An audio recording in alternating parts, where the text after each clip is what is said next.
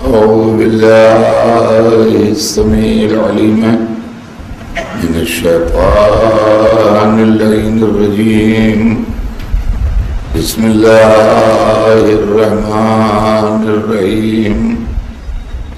الحمد لله رب العالمين، والصلاة والسلام على سيدنا وشفيعنا أبي القاسم محمد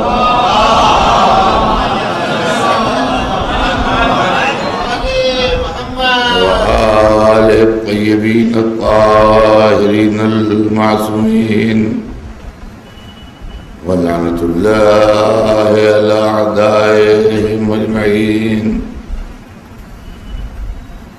ومن هذا إلى يوم الدين. أما بعد، فقد قال رسول الله صلى الله عليه وآله وسلم: ألا من مات على حب آل محمد مات مغفورا. صلوات بھیجتے ہیں.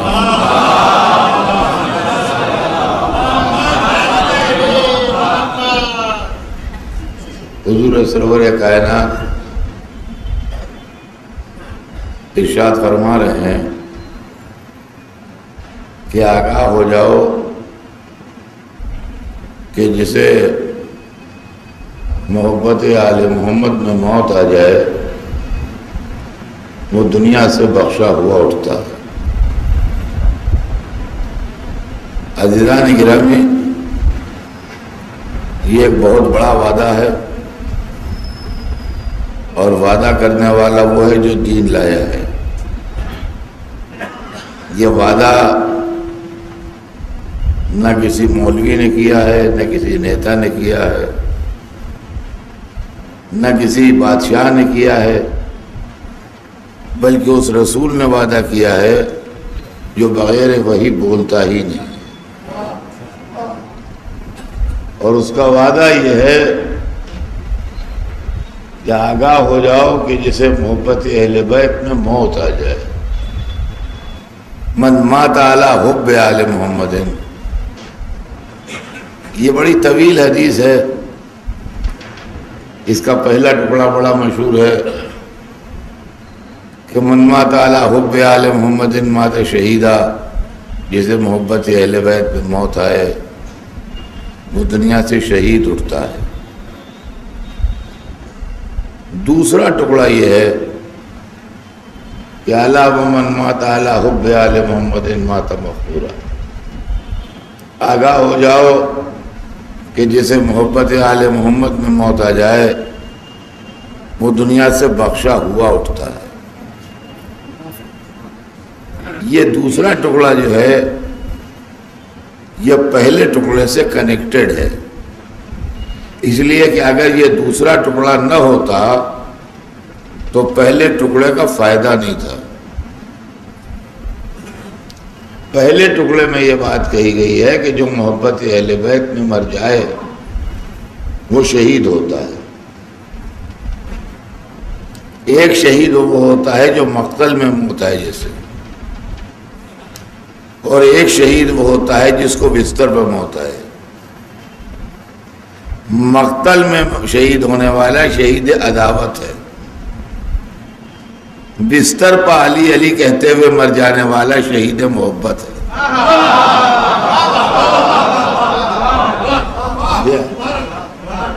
تو یہ دو طرح کے شہید ہیں،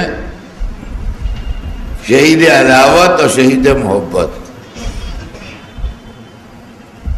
شہید عداوت وہ ہے جو لڑ رہا ہے مقتل میں، تلواریں کھا رہا ہے اور تلواریں مار رہا ہے اور لڑتے لڑتے شہید ہو گیا.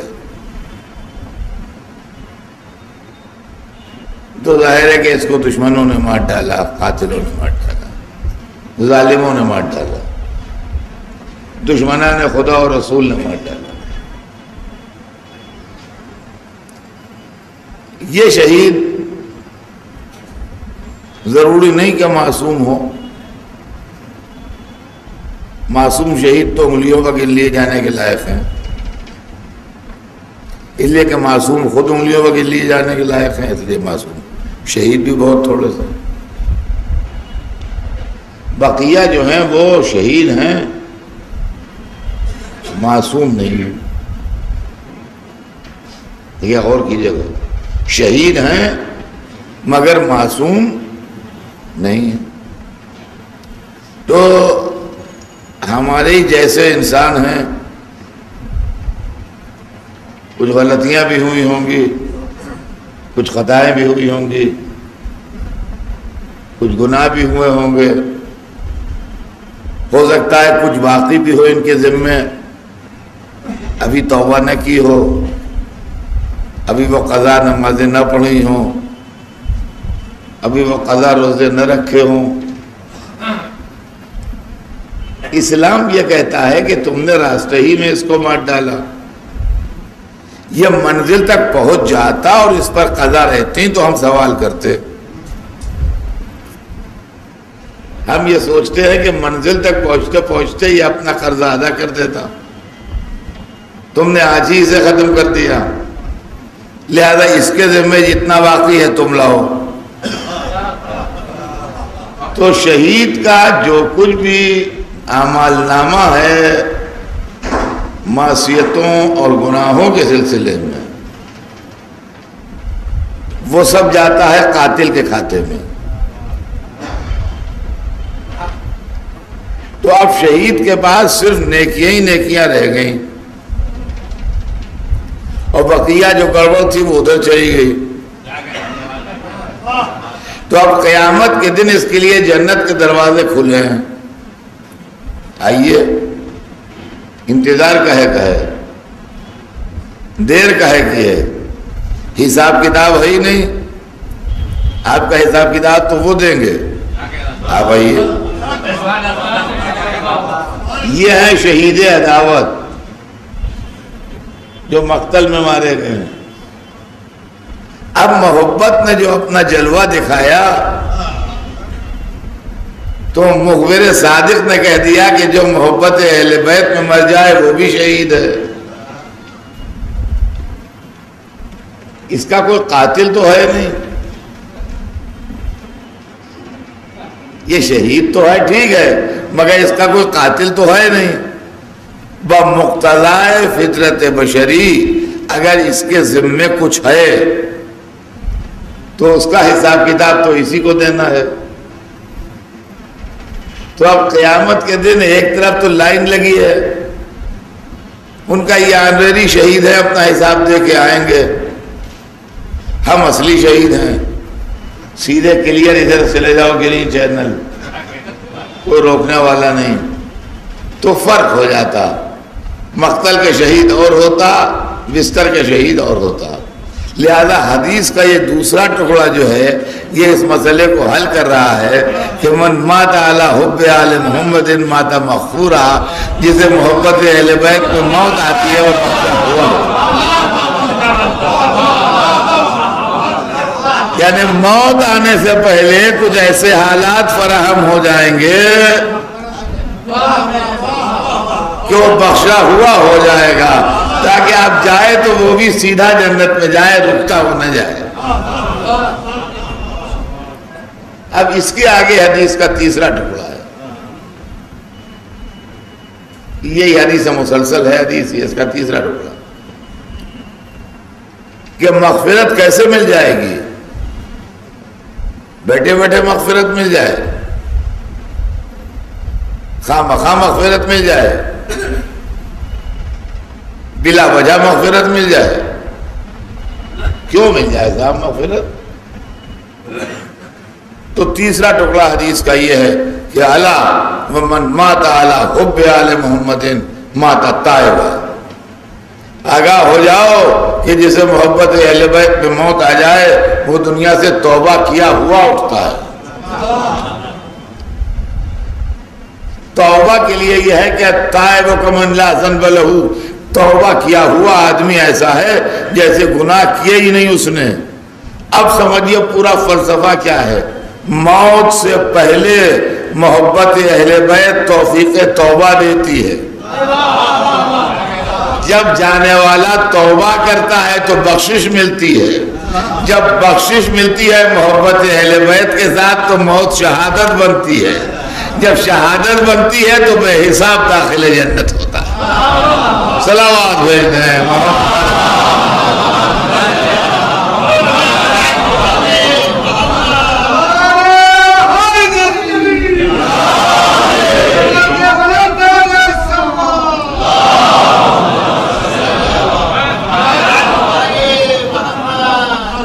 اور یہ سارا جلوہ جو ہے یہ مطابق ارشاد سرور کائنات محبت اہل بیت کا ہے۔ اور کیا کہنا زمان رسالت کی احتیاط، یہ نہیں کہا کہ جس کے دل میں محبت اہل بیت ہو، من مات علی حب آل محمد، آل محمد کی محبت پر موت آئے۔ دیکھیے دنیا میں نظریات بدلتے رہتے ہیں، آج اس کے ساتھ ہے، کل اس کے ساتھ ہے، آج ادھر ہے، کل ادھر ہے۔ مصلحت کا تقاضا ہے تو ان کو ووٹ دیا، مصلحت کا تقاضا ہے تو ان کو ووٹ دیا، مصلحت کا تقاضا ہے تو ان کی طرف سے بولے، مصلحت کا تقاضا ہے تو ان کی طرف سے بولے۔ کہا یہ تو دنیا میں لگے ہی رہتا ہے ادھر ادھر والا معاملہ، یہ نہیں۔ من مات علی حب آل محمد، وقت موت جس کے ساتھ ہو، وقت موت جس کے ساتھ ہو، تو جس کو آل محمد کی محبت میں موت آئے۔ عزیزان گرامی، زندگی ایک دن موت میں بدل جائے گی، اور جتنے انسان اس دنیا میں ہیں کہتے ہیں جو پیدا ہوا ہے اس کو موت ضرور آئے گی، جو پیدا ہوا ہے ایک دن اس دنیا سے جائے گا ضرور۔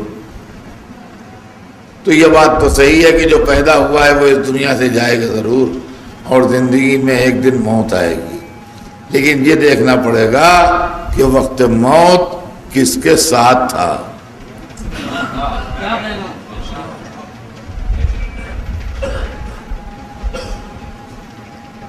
اور یہ نہ سمجھیے کہ نظریات بدلتے ہیں، نہ، نظریات بدلتے نہیں ہیں۔ جو جس کا ہوتا ہے موت کے وقت اسی کے ساتھ رہتا ہے۔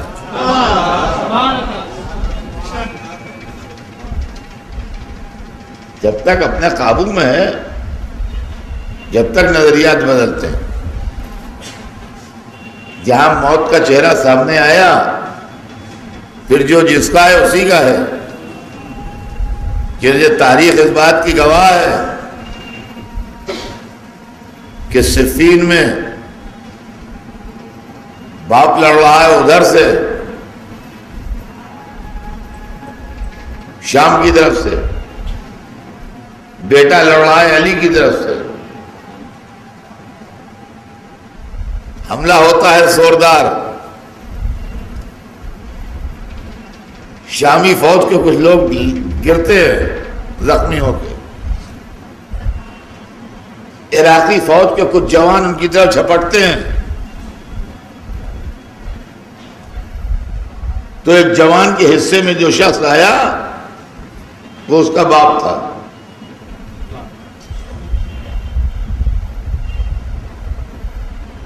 باپ ایک طرف، بیٹا ایک طرف، بیٹا علی کی طرف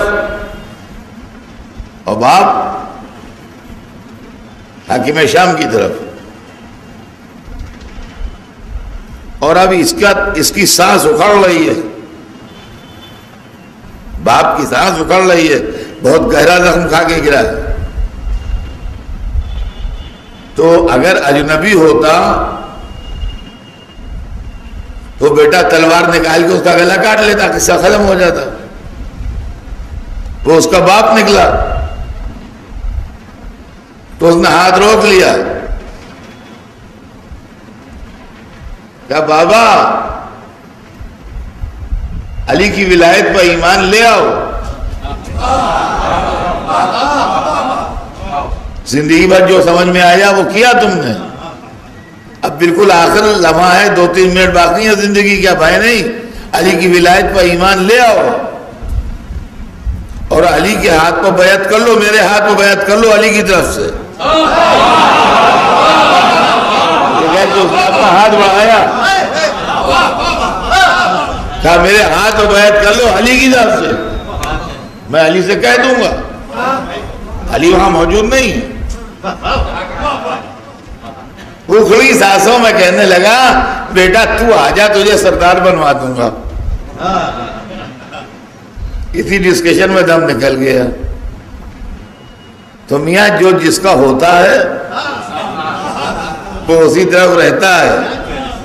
تو من مات علی حب آل محمد، جو حب آل محمد کی محبت میں مر جائے۔ اس لیے کہ دنیا میں ساری نیکیاں، سارے خیر، ساری اچھائیاں، ساری عمدہ باتیں جو ہیں ان کی تہ میں محبت ہے۔ عزیزان گرامی چونکہ یہ بہت ہے اس لیے ہمیں اس کی قدر نہیں ہے کہ کیا ہے، نہ ہم جانتے ہیں کہ یہ کیا ہے، جانتے ہیں مگر ہم اس کی پیچیدگی اور باریکیوں سے واقف نہیں۔ دنیا میں ہر اچھائی کے پیچھے محبت ہے۔ جو نیک کام ہوگا محبت کی بنیاد پر ہوگا۔ ہر خیر کے پیچھے محبت ہے۔ بڑے بڑے اسپتال بنوا دیے لوگوں نے بیماروں کی محبت میں کہ بیچارے کہاں جائیں گے۔ بڑے بڑے اسکول بنوا دیے بے پڑھے لکھے لوگوں کی محبت میں کہ کہاں پڑھیں گے۔ ایک سے ایک جگہ بنوا دی، مسجدیں، امام باڑے، یہ سب محبت کی تہ میں بنے۔ کہیں محبت خدا ہے، کہیں محبت رسول ہے، کہیں انسانیت کی محبت ہے، کہیں خلق خدا کی محبت ہے، کہیں اپنی اولاد کی محبت ہے، کہیں اپنے دوستوں کی محبت ہے۔ ہر چیز جو ہے وہ محبت کی تہ میں ہے، اس کی تہ میں محبت ہے۔ محبت کی وجہ سے ہو رہا ہے سب کچھ۔ ایک دوسرے کی مدد کرتا ہے محبت کی وجہ سے، ایک دوسرے کو سہارا دیتا ہے محبت کی وجہ سے۔ اور عزیزان گرامی جتنے یہاں بیٹھے ہیں یہ تو کم ہیں، جتنے دنیا میں اس وقت سانس لے رہے ہیں، سمجھ لیجئے روئے زمین پر جتنا انسان اس وقت زندہ ہے سب پروردہ یا ہوش محبت ہیں۔ اگر محبت نہ پالتی تو ہم نہ پلتے۔ ماں کے دل کی محبت ہی ہے جو ہمیں پال پوس کے جوان کرتی ہے، باپ کی محبت ہی ہے جو ہمارے نخرے اٹھاتی ہے، ہم کو تکلیفوں سے بچا کے خود تکلیفیں اٹھا کے ہمیں راحت پہنچائی جاتی ہے۔ یہ محبت ہی ہے۔ دنیا میں ہر چیز محبت کی بنیاد پر ہے، یا خدا کی محبت، یا رسول کی محبت، یا اہل بیت کی محبت، یا اولاد کی محبت، یا ماں باپ کی محبت، رشتہ داروں کی محبت، خاندان والوں کی محبت، ہر چیز محبت کی بنیاد پر ہے۔ 3 محبتوں کی قیمت زیادہ ہے، خدا کی محبت، رسول کی محبت اور امام کی محبت، اس لیے کہ یہ محبتیں خالص ہیں۔ بقیہ محبتوں کی قیمت کم ہے، اس لیے کم ہے کہ ان میں ملاوٹ ہے۔ فرمایا آپ نے بقیہ محبتیں دنیا والی محبتیں ہیں، ان میں ملاوٹ ہے۔ اللہ اور رسول و امام کی محبتیں خالص ہیں، ان میں ملاوٹ نہیں ہے۔ ملاوٹ والا سونا ہوتا ہے تو کم قیمت کا بکتا ہے، کھرا سونا ہوتا ہے زیادہ قیمت کا بکتا ہے۔ سونا بہرحال سونا ہے لیکن ملاوٹ قیمت کو گھٹاتی ہے، اور خالص سونا قیمت کو بڑھاتا ہے۔ ایک سکہ وہ ہے جو خالص محبت میں بنا، ایک سکہ وہ ہے جو ملاوٹ والی محبت میں بنا۔ چلتے دونوں ہیں بازار میں، لیکن ملاوٹ والا جو ہے وہ سستا چلتا ہے، محبت والا جو ہے وہ مہنگا چلتا ہے۔ اب ہر چیز کی ملاوٹ قبول نہیں کرتی،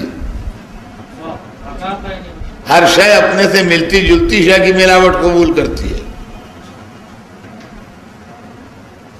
دودھ کبھی پانی کی ملاوٹ قبول نہیں کرتا، وہ سونے کی پیتل کی ملاوٹ قبول نہیں کرتا۔ کوئی نہیں کہتا آج تک کہ دودھ والا پیتل ملا کے بیچتا ہے۔ دودھ ہمیشہ پانی کی ملاوٹ قبول کرتا ہے، اور سونا کبھی پانی کی ملاوٹ قبول نہیں کرتا، سونا پیتل کی ملاوٹ قبول کرتا ہے۔ تو محبت جو ہے وہ ہر شے کی ملاوٹ قبول نہیں کرتی، یا غرض کی ملاوٹ ہو یا ہوس کی ملاوٹ ہو۔ تو محبت میں یا غرض کی ملاوٹ ہوتی ہے یا ہوس کی ملاوٹ ہوتی ہے۔ محبت کی قیمت کو گھٹا دیتی ہے، اور بے غرض محبت ہو، بے ہوس محبت ہو تو قیمت بڑھ جاتی ہے۔ دو سکے بنے محبت میں، جو ملاوٹ والی محبت میں بنا اس کا نام ہے تاج محل، بنا ہے یہ بھی محبت میں، مگر غرض و ہوس کی ملاوٹ والی محبت میں بنا ہے۔ اور ایک سکہ خالص محبت میں بنا، اس کا نام ہے کعبہ، یہ خالص محبت میں بنا ہے۔ ساری دنیا سے انسانوں کو گھسیٹتے دونوں ہیں، کعبہ بھی گھسیٹتا ہے ساری دنیا کے انسانوں کو اپنی طرف، تاج محل بھی گھسیٹتا ہے ساری دنیا کے انسانوں کو اپنی طرف۔ تاج محل ملاوٹ والی محبت میں بنا ہے، گھسیٹ لیتا ہے، تعظیم نہیں کروا پاتا۔ کعبہ خالص محبت میں بنا ہے، گھسیٹتا بھی ہے، سجدہ بھی کرواتا ہے۔ صلوات بھیجتے ہیں محمد۔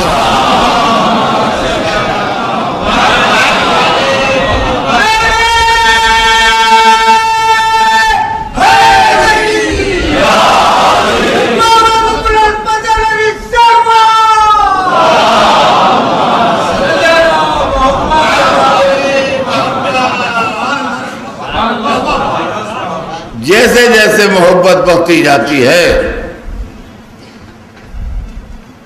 ویسے ویسے اس کی قیمت بڑھتی جاتی ہے، اور یہی وجہ ہے کہ اللہ اور رسول و ایمان کی محبت کا رنگ جو ہے وہ ماں اور باپ کی محبت میں بھی آ گیا ہے۔ حالانکہ وہ ادھر والی محبتیں ہیں، ادھر والی نہیں، وہ دنیاوی محبتیں ہیں، مگر لاکھوں محبتوں میں دنیا کی ماں باپ کی محبت میں وہ کلر ہے جو اللہ اور رسول کی محبت میں ہے۔ آپ کہیں گے وہ کلر کیا ہے؟ اللہ ناراض ہو جائے سارے عمل بیکار، رسول ناراض ہو جائیں کوئی نیکی کام آنے والی نہیں، امام ناراض ہو جائیں سب کیا دھرا خاک۔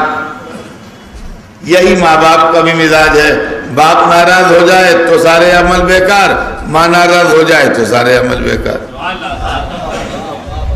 تو ہیں تو ادھر کی محبتیں مگر رنگ ادھر کی محبتوں کا ہے۔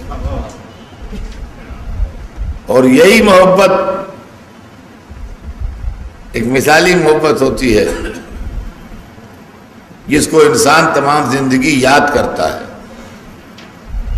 اور ماں باپ کا ساتھ چھوٹ جانے کے بعد تمام زندگی اس محبت کو مس کرتا ہے۔ وہ محبت یاد آتی ہے، بڑھاپے میں بھی ماں باپ کی محبت یاد آتی ہے، وہ لمحے یاد آتے ہیں، وہ ساعتیں یاد آتی ہیں، وہ محنتیں یاد آتی ہیں، وہ زحمتیں یاد آتی ہیں، ہماری کامیابی پر وہ خوشیاں یاد آتی ہیں، ہماری پریشانی پر ان کے چہرے کی اداسی یاد آتی ہے۔ یہ تمام چیزیں جو ہیں یاد آتی ہیں ایک ایک کر کے۔ یہ ہے عزیزان گرامی ماں باپ کی محبت، اور جس سے محبت ہوتی ہے اس کی طرف جس شے کا رشتہ ہو جاتا ہے اس کی بھی محبت ہو جاتی ہے. بچوں سے محبت ہے تو بچوں کے کھلونوں سے بھی محبت ہے. ماں باپ سے محبت ہے تو باپ کے یا ماں کے کپڑے یا استعمال کی چیزیں ان کے مرنے کے بعد جو ہیں ان سے بھی احترام و محبت ہوتا ہے. یہ ہمارے باپ کا کرتا ہے، اس کو احترام سے رکھو. اور فرمایا آپ نے معلومات جس کا احترام ہوتا ہے یا جس کی محبت ہوتی ہے اس کے نسبت کو بھی احترام و محبت حاصل ہوتا ہے. اب یہ نہ کہیے کہ یہ وہ شے تو نہیں ہے اس کا اندر احترام کیسا. باپ مر گئے لیکن گھر میں جو باپ کے کپڑے تھے ان کا احترام ہے. ویسے ہی سمجھ لیجئے ہم محرم میں بھی علم تعزیہ تابوت یہ اہل بیت نہیں ہے، نسبت اہل بیت سے ان کا احترام ہوتا ہے. صلوات بھیجیں محمد.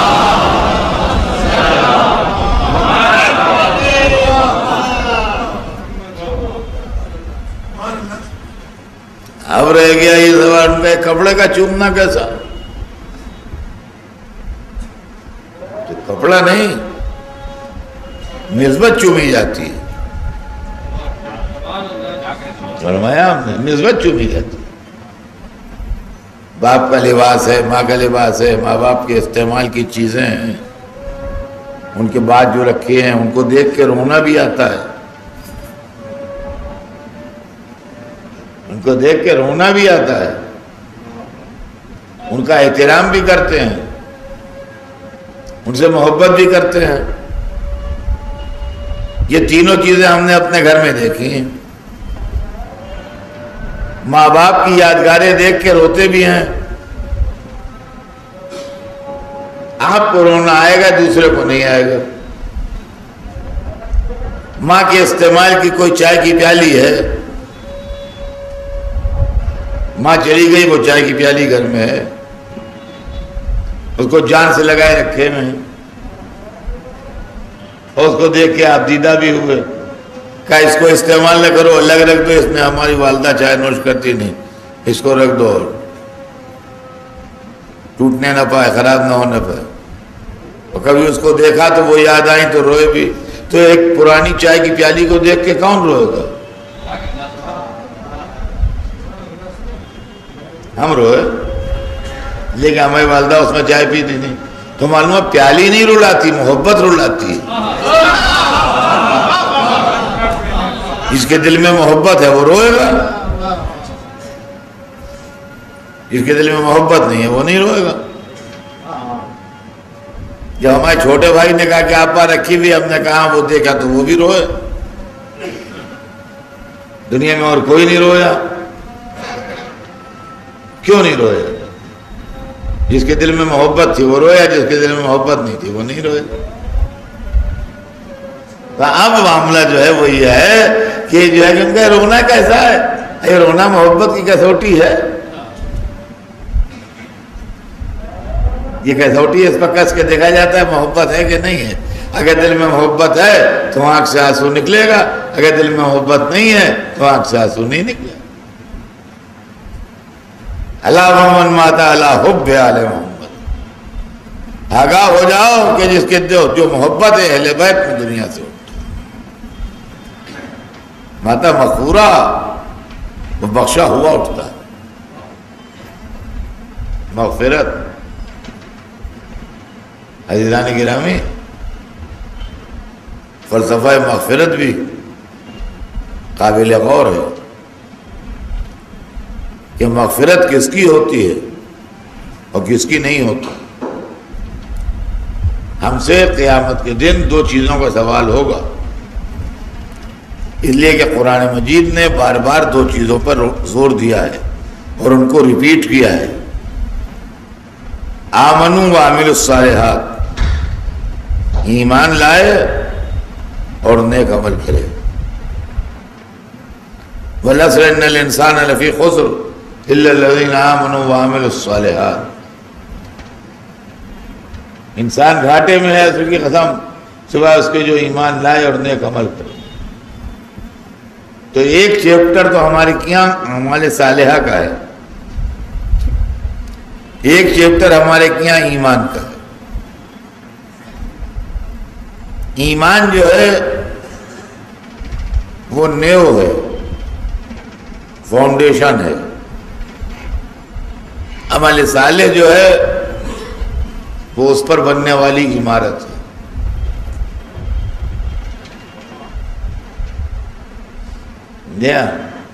عمارت نہیں بنائیے گا تو رہیے گا کہاں؟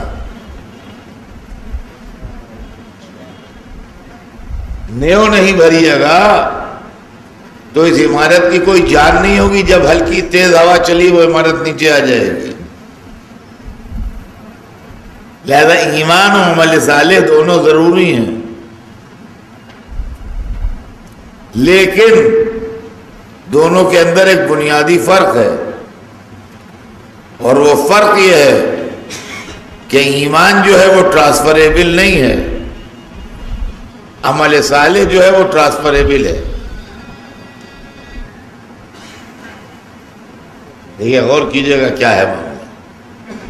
ایمان جو ہے وہ ٹرانسفریبل نہیں ہے، یعنی ایک کا ایمان دوسرے کو نہیں مل سکتا، ایک کی نیکیاں دوسرے کے کھاتے میں چلی جائیں گی۔ ایمان وہ ہے جو ہم کو اصول دین کے نام سے یاد کرایا جاتا ہے، عمل صالح وہ ہے جو ہم کو فروع دین کے نام سے یاد کرایا جاتا ہے۔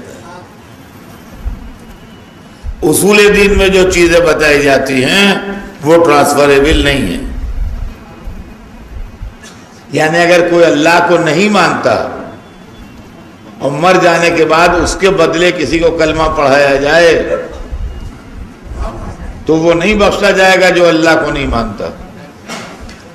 اگر کوئی رسول پر ایمان نہیں رکھتا اور مرنے کے بعد اس کے کسی تیسرے شخص کو ہم رسول کا کلمہ پڑھائیں تو اس پر کوئی فائدہ نہیں ہونے والا ہے۔ کوئی منکر ولایت علی ہے، اس کے مرنے کے بعد اس کی اولاد 10 آدمیوں کو ولایت علی کا اقرار کروا دیں، لیکن باپ کا انجام بخیر نہیں ہوگا، اس لیے کہ منکر ولایت۔ لیکن اعمال میں ایسا نہیں ہے، نمازیں اگر قضا ہیں تو مرنے کے بعد بھی پڑھوائی جا سکتی ہیں، روزے اگر قضا ہیں تو مرنے کے بعد بھی رکھوائے جا سکتے ہیں، حج اگر نہیں کیا ہے تو مرنے کے بعد بھی کوئی اس کی نیابت میں حج کر سکتا ہے، زکوٰۃ یا خمس اگر باقی ہے تو مرنے کے بعد بھی پیمنٹ کیا جا سکتا ہے اور اس کا ذمہ فارغ ہو سکتا ہے۔ معلوم ہوا کہ عمل صالح وہ ہے جو ٹرانسفریبل ہے اور ایمان وہ ہے جو ٹرانسفریبل نہیں ہے۔ جو لوگ کہتے ہیں وہ مجلسوں میں پڑھ دیتے ہیں مولا علی بخشوائیں گے، مولا علی بخشوائیں گے، ہاں بالکل پڑھ دیتے ہیں، وہ آنکھوں میں آنکھیں ڈال کے پڑھتے ہیں اور یقین مانیے مولا علی بخشوائیں گے، میں کوئی پریشانی کی بات نہیں ہے، نہ کوئی گھبرانے کی بات ہے، نہ کوئی الجھن کی بات ہے، لیکن کس کو بخشوائیں گے کس کو نہیں بخشوائیں گے یہ سمجھ لیجئے۔ جس کے عقیدے میں کھوٹ ہے اس کو نہیں بخشوائیں گے۔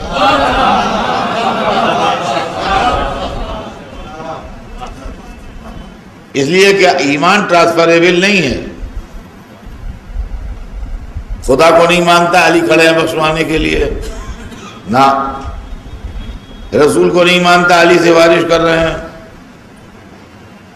ایسا نہیں ہوگا۔ اور قرآن مجید نے جو انکار بخشش کیا ہے وہ انہی مجرمین کے لیے کیا ہے جو عقیدے کے منکر ہیں۔ دیکھیے قرآن مجید میں ایک آیت ہے کہ اللہ ہر گناہ بخش دے گا مگر شرک نہیں بخشے گا۔ شرک عمل کا جرم نہیں ہے، شرک عقیدے کا جرم ہے۔ شرک کا تعلق جو ہے وہ عقیدے سے ہے، عمل سے نہیں ہے۔ وہ جس کے لیے رسول سے کہہ دیا گیا کہ آپ کہیے یا نہ کہیے 70 دفعہ استغفار کیجئے، ہم نہیں بخشیں گے۔ وہ شخص منافق تھا، بظاہر رسول اللہ کے ساتھ تھا، منکر رسول تھا دل سے، ابی بن سلول۔ آزر کے لیے کہا ہے قرآن نے کہ آپ کا سفارش کرنا اس کے لیے ایسے ہی ہے جیسے ابراہیم کی سفارش آزر کے لیے تھی۔ تو آزر بھی عقیدے کا مجرم تھا، بت بنا کے بیچتا تھا، بت پرست بھی تھا، بت ساز بھی تھا۔ قرآن مجید میں ایک جہاں کے اوپر آیا ہے کہ ہم اس دن کسی کی کوئی سفارش کام نہیں آئے گی، اس دن کوئی فدیہ کام نہیں آئے گا، اس دن کوئی شے کام نہیں آنے والی ہے۔ لوگ بڑھ چڑھ کے وہ آیتیں دکھاتے ہیں، یہ پڑھیے یہ پڑھیے یہ پڑھیے۔ ہم سب پڑھے لکھے ہیں اسی لیے بولتے ہیں۔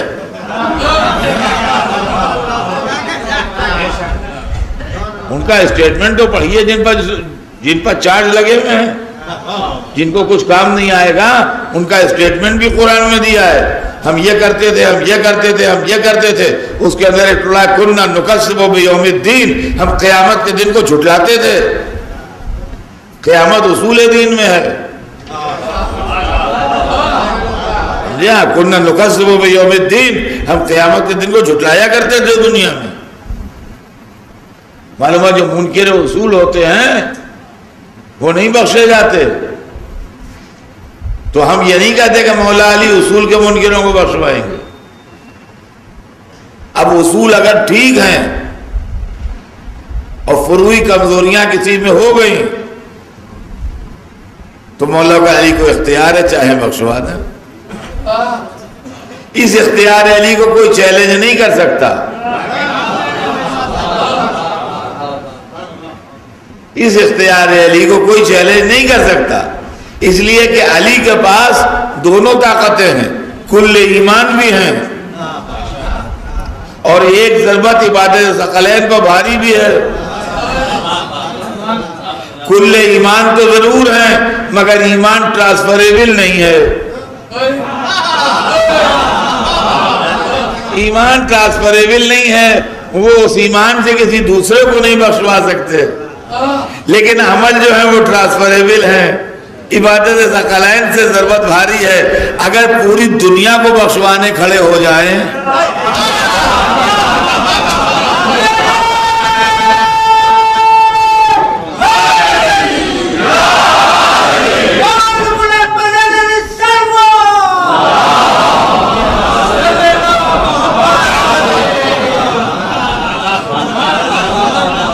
اور ایک ایک آدمی کو بخشوا دیں، تب بھی زندگی میں ہزاروں لاکھوں نیکیاں جو ہیں وہ اپنی جگہ پہ ہیں۔ یہ اکاؤنٹ جو ہے ضربت خندق والا، اس کا بیلنس بھی نل نہیں ہوگا، اس لیے کہ عبادت ثقلین سے افضل ہے، جتنا افضل ہے اتنا رہ جائے گا اکاؤنٹ میں۔ سمجھے آپ؟ تو یہ ہے معاملہ، تو اس لیے ہم کہتے ہیں کہ بخشوائیں گے۔ اور یہ آسرا جو ہے، یہ آسرا لگا رہنے دیجئے، یہ آسرا لگا رہنے دیجئے، یہ بڑا قیمتی آسرا ہے اور بڑا سہارا ہے۔ نا امیدی سے امید بہتر ہے۔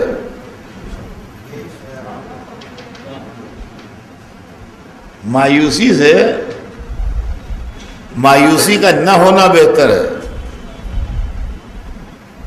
یہ دنیا جانتی۔ بڑی بدتمیزی کی باتیں لوگ کرتے، ان کے برین واشنگ کر دی گئی ہے، یا ان کو عظمت اہل بیت کے تصورات سے اتنا دور کر دیا گیا ہے،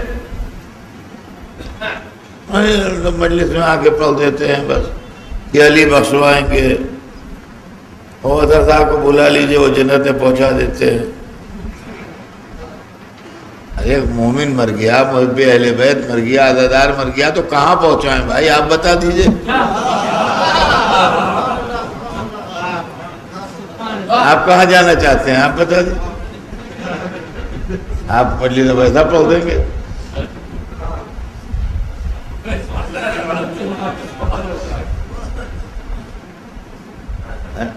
پھر کوئی بات بھی ہوئی.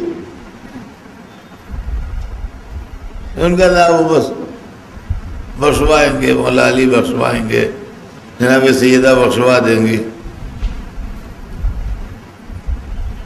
کیوں بھائی، کیا پریشانی کیا ہے آپ؟ اگر مولا علی بخشوا دیں گے تو پریشانی کس بات کی؟ اگر جناب سیدہ مدد فرما دیں گے تو پریشانی کس بات کی ہے بھائی؟ میں نے میاں زندگی سے سمجھا ہے اور زندگی سے سمجھاتا ہوں. وہی سال بھر جو سمجھتا ہوں وہ محرم میں آ کے ممبئی میں پڑھ جاتا ہوں یہاں، اور آنکھیں کھلی رکھتا ہوں بس، اور کچھ نہیں. دیکھتا رہتا ہوں حالات کو، اور کوئی خاص بات نہیں ہے. لڑکے لکھنؤ سے ممبئی آتے ہیں روٹی روزی کے لیے، بھاگ بھاگ کے کام کا پیسے کمانے. مدتوں سے کام جاری ہے کہ لڑکا لکھنؤ سے بھاگا اور ممبئی آیا. جو غائب ہو جائے پہلے ممبئی میں ڈھونڈا جاتا ہے کہ ممبئی بھاگ گیا ہوگا، اور آتے ہیں بھاگ کے یہاں، اس لیے کہ یہاں کام مل جاتا ہے. تو وہاں سے وہ بھاگا جناب گھر سے، نہ پیسہ اس کے پاس، نہ کوڑی اس کے پاس، نہ رہنے کا ٹھکانہ اس کے پاس، نہ کسی کی جان پہچان اس کے پاس، کچھ بھی نہیں.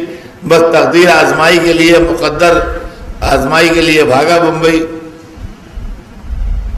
تو اس کے دوست نے چلتے وقت اس کو ایک کاغذ کے پرزے پر ایک موبائل نمبر لکھ کے دیا. کہا جب بمبئی جانا تو اس موبائل نمبر پر ٹیلی فون کر لینا، ہمارا ایک دوست ہے وہ اس کا یہ نمبر ہے، ہو سکتا ہے وہ تمہاری کچھ مدد کر دے. آپ یقین مانیے وہ مدد کرے یا نہ کرے، اس نمبر پر آدمی ملے یا نہ ملے، وہ نمبر لگے یا نہ لگے، یہ سب تو بات کی باتیں ہیں. لیکن جب تک وہ بمبئی پہنچے گا سب سے زیادہ جان سے لگائے ہوئے اس موبائل نمبر کو رکھے ہوئے رہے کہ یہ ایک سہارا ہے، ہو سکتا ہے یہ آدمی میری مدد کر دے. کوئی ضروری نہیں، کوئی وعدہ کچھ نہیں ہے، ہو سکتا ہے مدد کر دے. لہذا اس کو یہ فکر نہ پائے ضائع نہ ہونے پائے یہ نمبر. تو بار بار وہ دیکھے گا کہیں ضائع تو نہیں ہو گیا، ہے لگا ہوا ہے جیب میں کہ نہیں. عزیزان گرامی، اگر لکھنؤ سے ممبئی بھاگ کے آنے والا ایک نمبر کو کلیجے سے لگاتا ہے تو ہم 14 معصومین کو کلیجے سے اگر لگائیں میدان محشر کے لیے تو حیرانی کس بات کی، پریشانی کیا ہے بھائی؟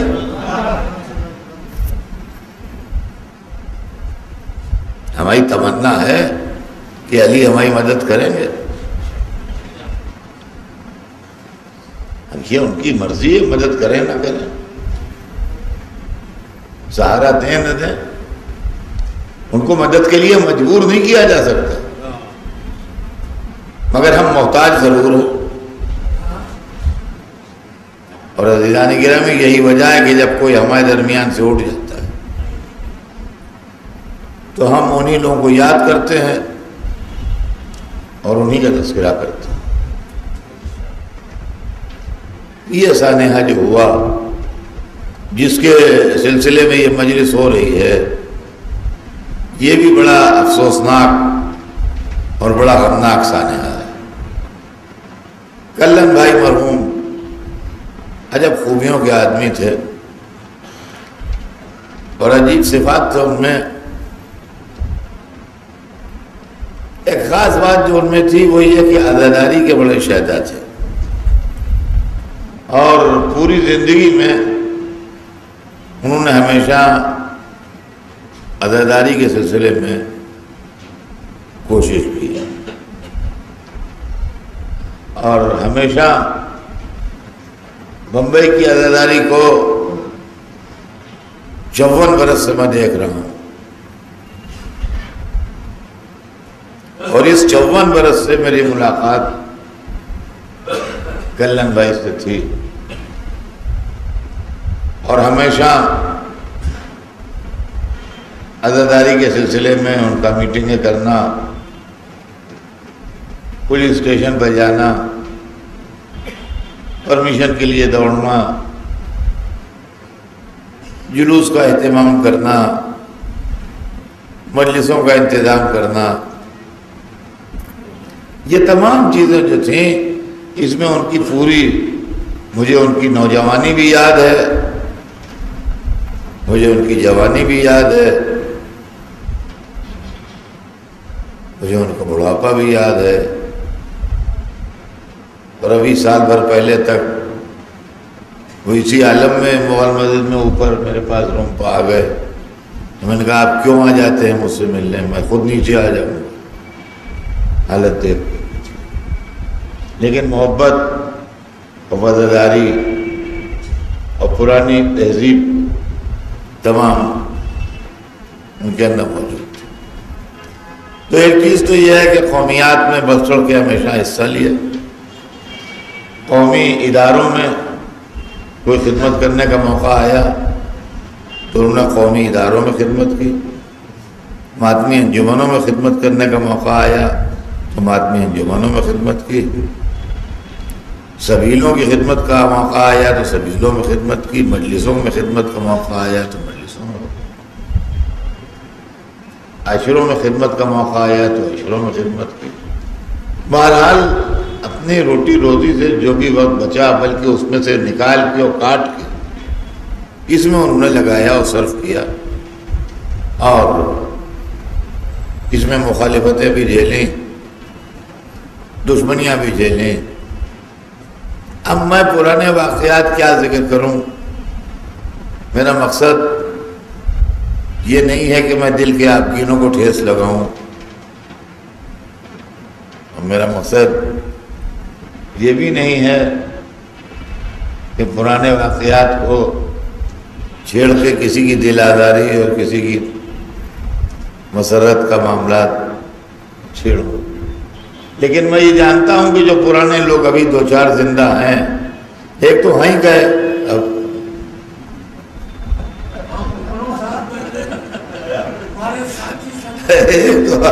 ایک تو ہیں نہیں، اگر ہیں بھی دو چار تو ان دو چار کے لیے میں انتظار مجمع کو ڈسٹرب کہے وہ کروں. بہرحال پوری زندگی ان کی عجیب و غریب رہی، اور رہے زندگی بھر بمبئی میں. وطن بمبئی نہیں تھا، وطن اعظم گڑھ تھا یو پی میں، مگر رہے بمبئی میں. لیکن اپنے وطن کو بھی وہ بھولے نہیں، اور وطن میں انہوں نے صاحب ایک بہت زبردست اور بڑا عظیم الشان دینی تعلیم کا مدرسہ قائم کر دیا. تو انہوں نے مجھ سے تذکرہ کیا تھا کہ اس طریقے سے مدرسہ تھا، اور یہ تھا، اور ختم ہو گیا تھا، اس کو بنوایا اور یہ کیا وہ کیا. پھر اور لوگوں سے بھی میں نے تذکرہ سنا. اس کے پرنسپل صاحب بھی مجھے ملے، انہوں نے بتایا. تو یقین تو تھا، اس میں کوئی شک نہیں. لیکن گزشتہ سال مجھے موقع مل گیا کہ میں ایک مجلس پڑھنے اتر گیا تھا تو مدرسے بھی گیا. تو صاحب مدرسہ دیکھ کے آنکھیں کھل گئیں. واہ واہ واہ، کتنا عمدہ اور کتنا عالیشان مدرسہ ہو، کس طریقے سے بہترین طریقے سے اس کو بنایا، مرتب کیا، اس کے اندر ہر چیز نہایت ہی اعلیٰ درجے کی اور بہترین تعلیم کا مرکز بنا دیا انہوں نے، دینی تعلیم کا. تو یہ اپنے واسطے انہوں نے ایک ثواب جاریہ بھی انتظام کر دیا کہ جب تک وہ زندہ رہیں گے اور زندگی کے بعد بھی جب تک مدرسہ زندہ رہے گا، جب تک ان کے نام عمل میں وہ ثواب لکھا جاتا رہے. اور ابھی تھوڑی دیر پہلے بمبئی آنے کے بعد ابھی جو میں ابھی آیا ہوں، سپہر کو آیا تھا، تو ادائے تعزیت کے لیے اور فاتحہ پڑھنے کے لیے سامنے ان کی دکان کو یہاں چلا گیا. تو ان کے بیٹوں نے مجھے بتایا کہ ابھی انتقال سے پہلے وہاں زینبیہ امام پڑھا بھی اپنے وطن میں، بنا رہے تھے اس کا سنگ بنیاد رکھا، اور ایک حسینیہ بھی تعمیر کرنے کی ان کی تمنا تھی، جس کی تکمیل انشاءاللہ ان کی اولادوں کے ذریعے ہوگی اور مکمل ہو جائے گا۔ تو بہرحال ان تمام چیزوں کے پیش نظر قطع نظر یہ کہ ان کے اٹھ جانے سے بمبئی کی قومی زندگی میں خلا پیدا ہوا یا ہندوستان کی قومی زندگی میں خلا پیدا ہوا، بہت سے یادوں کے طوفان آ جاتے ہیں جب اس طرح میں کوئی آدمی دنیا سے اٹھ جاتا ہے، اور بہت سے وہ لوگ ہمیں یاد آ جاتے ہیں جو ہمارے دوست احباب تھے اور آج اس دنیا میں نہیں ہیں۔ تو وہ محفلیں یاد آتی ہیں، وہ لوگ یاد آتے ہیں، وہ طاہر جرولی صاحب کا آنا، وہ غلام عسکری صاحب کے ساتھ بیٹھنا، وہ فیاض حسین صاحب کا آن کے امامیہ مجلسیں پڑھنا، اور وہ تمام چیزیں جو ہیں وہ یاد آتی ہیں۔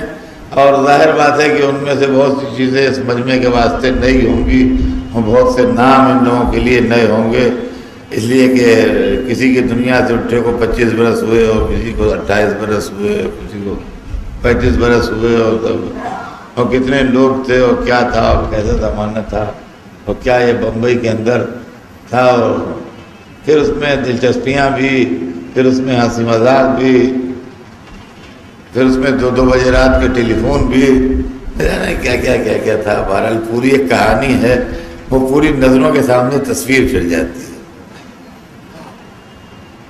اور اس کی وجہ سے یہ ہوتا ہے کہ ہوتا کچھ نہیں ہے، جانے والا تو چلا گیا، مگر دل مزمحل ضرور ہوتا ہے اس کی یاد میں۔ بہرحال انہوں نے جو کچھ نیکیاں کیں، جو کچھ اچھائیاں کیں، جو کچھ خدمتیں کیں، اور جتنی عزاداری کی خدمت کی، اس کا صلہ ان کو انشاءاللہ امام حسین کی سرکار سے ملے گا، اور ان کی والدہ گرامی کی سرکار سے ملے گا، ان کے جد بزرگوار کی سرکار سے ملے گا۔ اس لیے کہ حسین کی عزاداری میں جو بھی حصہ لے، یقین مانیے کہ اس سے بڑھ کے اور کوئی دوسری چیز نہیں۔ اس لیے کہ دکھیا ماں کی یہی آرزو تھی کہ میرے بچے پر روئے گا۔ بڑے خوش نصیب ہیں وہ لوگ کہ جو مجالس عزا میں بڑھ چڑھ کے حصہ لیتے ہیں اور اس کا اہتمام کرتے ہیں اور اس کے اندر اپنا وقت صرف کرتے ہیں، بڑے خوش نصیب ہیں۔ اس لیے کہ یہ ایک تو ماں کی تمنا تھی کہ میرے بچے پر روئے گا کون، اور دوسرے بہن کی آرزو تھی جب صبر زینب نے ظلم یزید کو شکست دی اور قید خانے کی دیواریں ٹوٹی،